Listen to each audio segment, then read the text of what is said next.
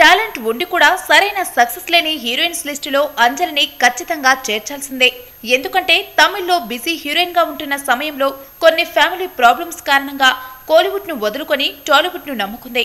అందులో భాగంగా సీతమ్మ వాకిట్లో సిరిమల్ల చెట్టు వంటి మల్టీస్టారర్ ఫిలింలో లీడ్ రోల్ కొట్టేసింది.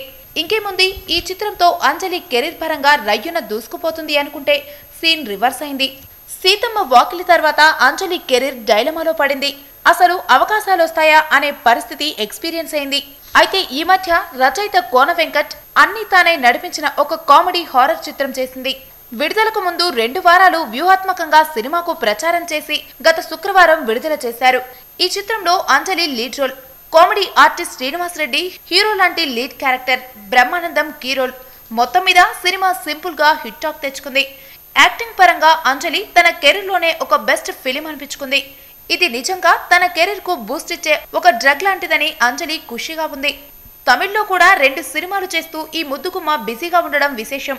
ఫైనల్ గా కెరీర్ పరంగా అంజలి ఇప్పుడిప్పుడే యాక్టివ్ అవుతుందన్నమాట. ఇది ఆమె అభిమానులకు హ్యాపీ న్యూసే కదా.